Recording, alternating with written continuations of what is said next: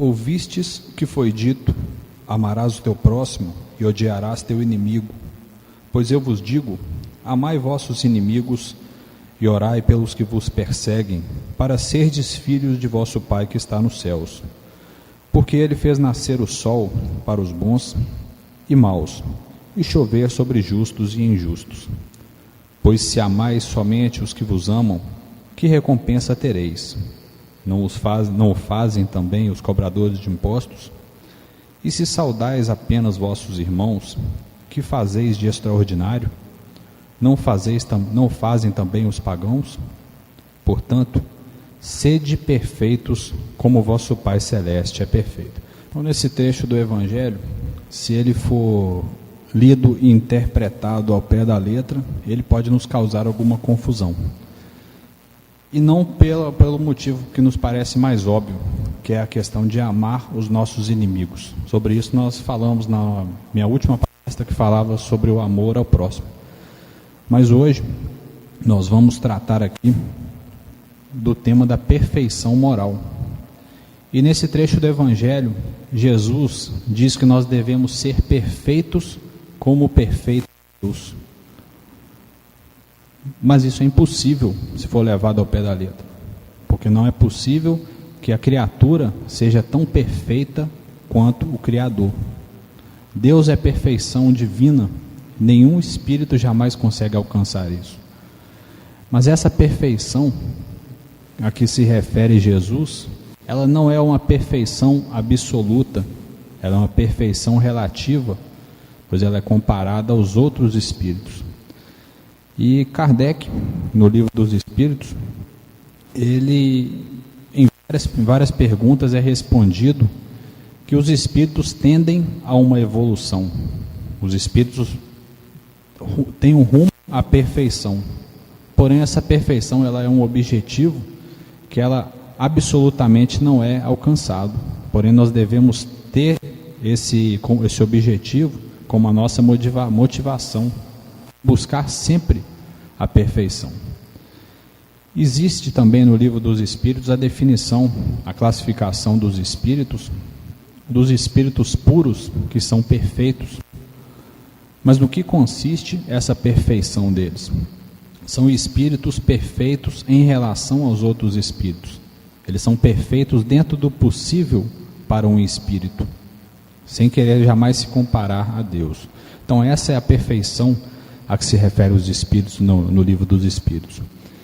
E também os espíritos imperfeitos, nós somos espíritos imperfeitos, em maior ou menor grau de evolução. Nós temos uma influência grande da matéria, em maior ou menor grau. Os espíritos considerados puros, eles não têm essa influência da matéria. Eles têm uma perfeição no sentido moral, ou seja, eles não têm vícios, eles têm muitas virtudes. Então é nesse sentido que a gente deve encarar a perfeição espiritual. E nós devemos sempre almejá-la, pois somos seres imperfeitos, mas devemos buscar a perfeição. Desse jeito nós estaremos evoluindo, pouco a pouco, e um dia buscando chegar ali a um certo nível de pureza. Também uma das perguntas do Livro dos Espíritos, Kardec é respondido que o objetivo pelo qual Deus criou todos os espíritos é para que os espíritos evoluam e um dia estejam próximos de Deus. Então é por isso que Deus criou todos os espíritos, para que eles evoluam e se tornem perfeitos, mas a perfeição no sentido que nós falamos aqui agora, e não uma perfeição absoluta.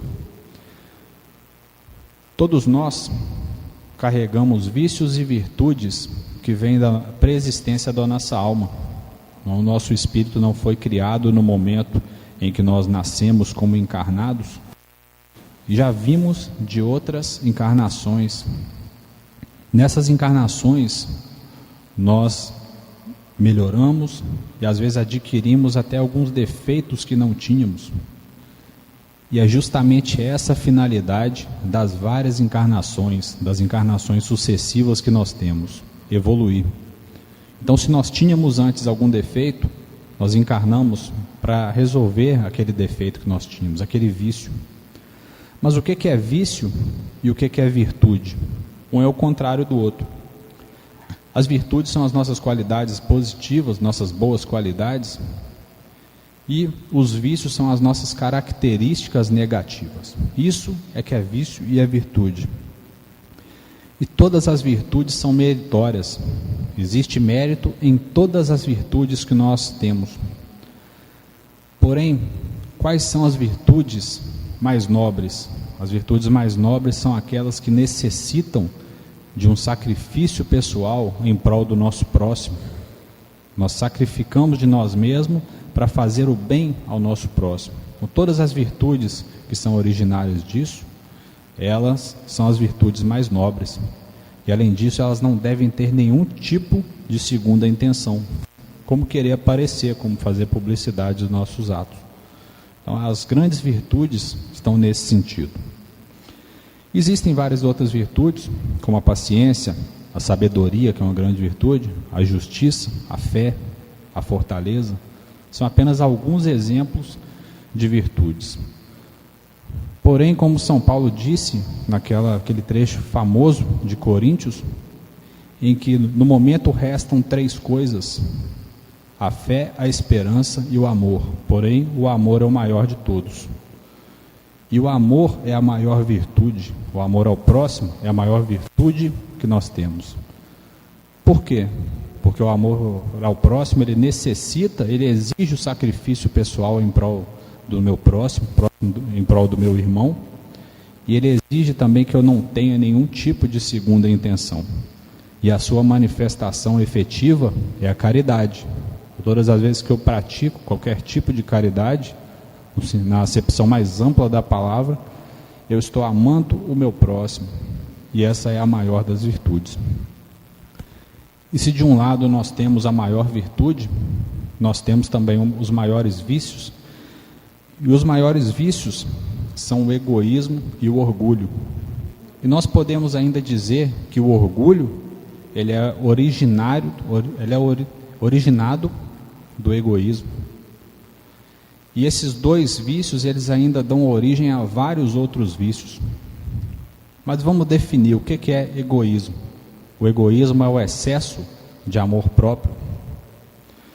O egoísmo é o interesse pessoal exagerado.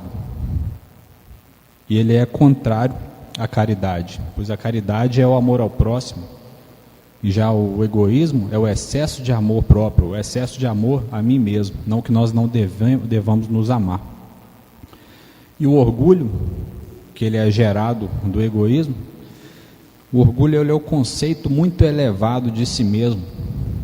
Quando nós somos orgulhosos, nós achamos que somos mais do que somos na realidade. Nós temos uma noção própria muito elevada, um conceito próprio muito elevado.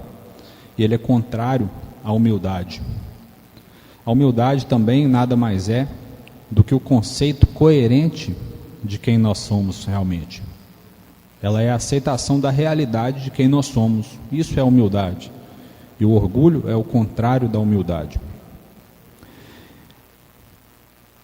Do egoísmo surgem vários outros vícios. Nós podemos listar a avareza, que é o apego aos bens materiais, ao ponto de não querer ajudar as pessoas e querer tudo aquilo só para mim, custe o que custar.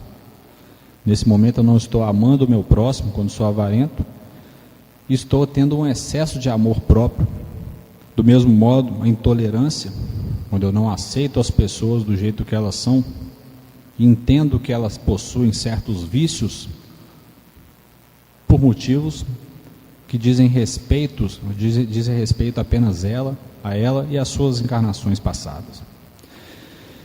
E também do orgulho surgem vários outros vícios, como por exemplo a vaidade. Geralmente as pessoas são muito vaidosas, nós somos muito vaidosos. E a vaidade, ela é a manifestação também do orgulho. Eu quero que as pessoas me achem, tenham a mesma visão excessiva do que eu tenho de mim. Eu me acho muito bom e quero que as outras pessoas me encarem, me enxerguem também do jeito que eu penso que eu sou.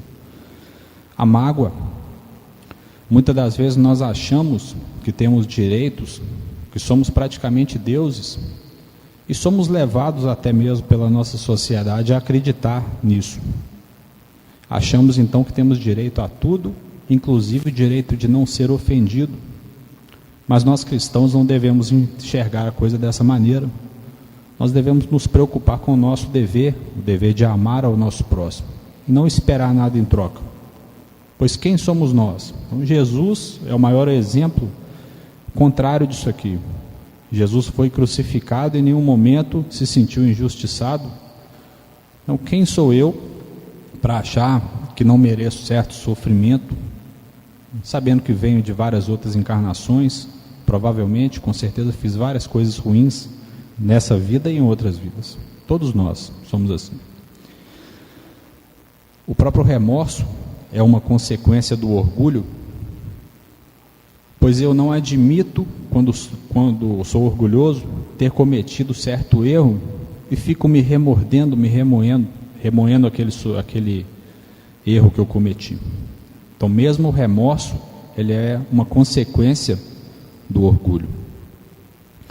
E o orgulho, ele está fundado sobre o interesse pessoal e, consequentemente, ele está junto com o apego às coisas do mundo. Então, todas as vezes que eu estou amando o mundo, que eu estou apegado às coisas materiais, eu sou orgulhoso. E quando eu passo a enxergar as coisas sob um ponto de vista espiritual, eu vou começar a enxergar o que realmente vale a pena, o que realmente tem valor, e vou deixar de preocupar com bobagem. Nessa hora eu começo a amar o meu próximo, eu vejo que isso é que realmente tem valor. No momento que eu passo a amar o meu próximo, eu começo a praticar a caridade, eu começo a enxergar o meu irmão como um semelhante. Nesse momento eu venci o egoísmo. E se eu venci o egoísmo, eu já estou pronto para vencer todos os meus vícios, porque todos os vícios são causados pelo egoísmo. Dessa maneira nós deixamos de ser avarentos, deixamos de ser orgulhosos, deixamos de ter ódio às outras pessoas, porque nós começamos a amar o nosso próximo. E dessa maneira o amor vence todos os vícios. Essas questões que eu estou levantando aqui, elas estão em um capítulo do Livro dos Espíritos, e além disso que eu falei, ele traz algumas perguntas que são interessantes, que têm um conteúdo existencial para todos nós. São coisas que estão no nosso dia a dia e são importantes. Eu selecionei algumas perguntas. É errado estudar os defeitos dos outros? O tempo todo nós vivemos em sociedade, vemos as pessoas errarem, às vezes erros graves ou não, e nós temos uma tendência a observar aquilo. Isso é errado? Primeiro ponto. Isso é errado quando eu apenas observo para criticar, para julgar e para fazer maledicência, espalhar sobre aquilo, ficar falando sobre aquilo, divulgando os erros dos meus irmãos. Mas quando eu apenas observo, entendo que aquilo está errado e procuro não fazer aquilo na minha vida, eu estou sendo inteligente. Então, nesse caso, eu devo sim estudar os erros dos meus irmãos. Mas eu não devo fazer o julgamento nem mesmo interno. Eu não devo condená-lo nem internamente. Mesmo que eu não vá falar para ninguém, eu não devo ficar falando. Aquela pessoa fez isso ou aquilo, ela é uma pessoa ruim. Eu devo apenas aprender com o erro dela. É errado ter consciência do bem que eu fiz? Ou seja, eu fiz algo bom. Se eu enxergo que eu fiz uma coisa boa, eu estou errado? De forma alguma. Porque nós devemos nos alegrar com aquilo que fazemos de bom, porque estamos evoluindo. O que nós não podemos é nos envaidecer e acreditar que somos mais do que realmente somos. Então, São Paulo, em uma de suas epístolas, ele define a humildade como conceito coerente de nós mesmos.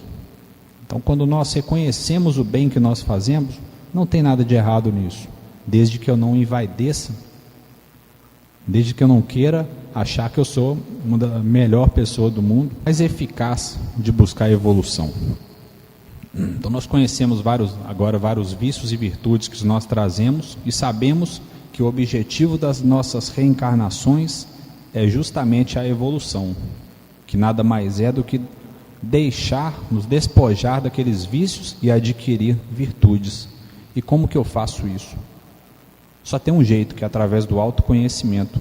Nós devemos nos conhecer. Como que eu faço para me conhecer? Através da técnica do exame de consciência. No que consiste a técnica do exame de consciência? Consiste todos os dias, como já sugeria Platão, o filósofo grego, ao fim dos nossos dias, relembrar como foi o nosso dia e procurar ver quais foram os nossos erros, os nossos acertos. Experimente fazer esse exercício todos os dias. No começo pode não surgir muito efeito, mas no final sai. E também nós devemos levantar algumas questões. Isso é uma coisa que deve ser bem particular. Um exemplo, você pode levantar os 10 mandamentos e perguntando: hoje eu amei o meu próximo? Hoje eu cobicei o que não era meu, eu amei a Deus? E por aí vai. Nós podemos também fazer uma lista de defeitos que nós conhecemos, que sabemos que existem, e ir pensando: hoje eu fiz isso? Hoje eu fiz aquilo? Às vezes coisas que nós nem pensamos, que nos passariam despercebidas, nós podemos perceber. E nesse momento eu vou corrigir aquele defeito. Nós devemos também buscar a motivação dos nossos erros, das nossas atitudes, mesmo aquelas que não nos parecem erradas. Então, por que eu falei isso para tal pessoa? Será que eu falei foi para agradar aquela pessoa? Foi com algum interesse por trás? Então nós devemos examinar mesmo por que fizemos todas as nossas atitudes. E é necessário que haja a sinceridade. Sem sinceridade isso não funciona, pois nós podemos mentir para os outros, mas não podemos mentir para nós mesmos. E quando nós somos sinceros, nós estamos podendo evoluir. E como que eu vou fazer esse julgamento? Porque muitas das vezes eu posso achar que eu não fiz, eu posso ser benevolente, leniente demais comigo. Qual o melhor julgamento que eu posso ter? Então existe uma frase que eu conheci através do grande filósofo Olavo de Carvalho, que vem do filósofo Santo Tomás de Aquino, que ele dizia: tenha diante de você o olhar dos sábios. E nós podemos estender isso: tenha diante de você o olhar dos grandes espíritos. Mas nós sabemos que somos observados pelos espíritos o tempo todo, mas não é nesse sentido. Nós devemos imaginar o que eles pensariam das nossas atitudes. Pois às vezes eu agi de certa maneira e devo pensar: como meu mentor acharia que eu fiz? E depois de muito tempo nós devemos pensar: o que Deus acharia do que eu fiz? E dessa maneira esse exercício vai estar conseguindo me ajudar bastante a evoluir. E dessa maneira nós melhoramos. Nós estamos buscando nosso autoaperfeiçoamento através do autoconhecimento, e assim nós estamos evoluindo. Mas nós aprendemos também, muitas das vezes, que cometemos os mesmos erros sempre, e muitas das vezes não conseguimos sequer acabar com aqueles vícios. Dessa maneira, nós vamos conhecer as nossas limitações. Se eu conheço as minhas limitações, eu também vou imaginar e entender as limitações do meu próximo. Se eu sei as limitações do meu próximo, eu vou estar sendo indulgente com o meu próximo, e eu não vou estar julgando. Então esse exercício, ele nos ajuda até mesmo a não julgar, porque eu sei que eu tenho limitações e o meu próximo também tem limitações.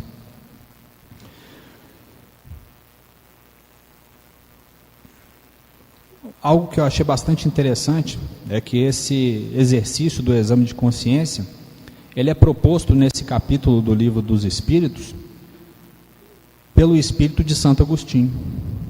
E a gente vê nesse momento a coerência que existe entre Santo Agostinho, que foi um grande filósofo, como encarnado e como espírito, pois quando o espírito, quando encarnado, aliás, ele já defendia a técnica do exame de consciência, do autoconhecimento.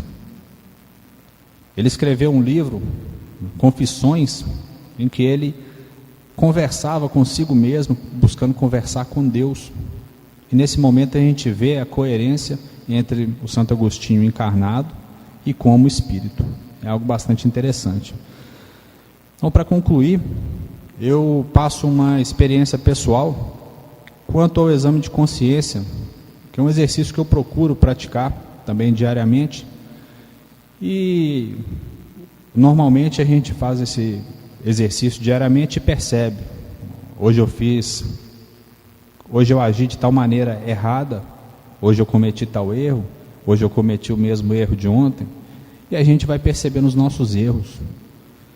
E em certos momentos eu percebia, eu não conseguia enxergar algum erro, talvez em uns 2 dias que eu tinha passado, não que eu não tivesse errado, mas eu não tinha visto. E eu achava interessante, mas eu pensava, eu não sou uma pessoa tão boa, como que eu não estou errando assim? Então nesse momento eu concluí o quê? Eu não estava fazendo nada de errado, mas também não estava fazendo nada de bom. E acredito que todos aqui, se fizerem esse exercício, vão encontrar essa experiência, que é algo que faz parte da nossa vida. Muitas vezes nós não erramos, mas não basta não errar, nós devemos acertar, devemos fazer o bem ao nosso próximo, devemos amar o nosso próximo, buscando não apenas nos despojar dos nossos vícios, mas buscar ganhar, adquirir as nossas virtudes. Então, dessa maneira eu agradeço a todos.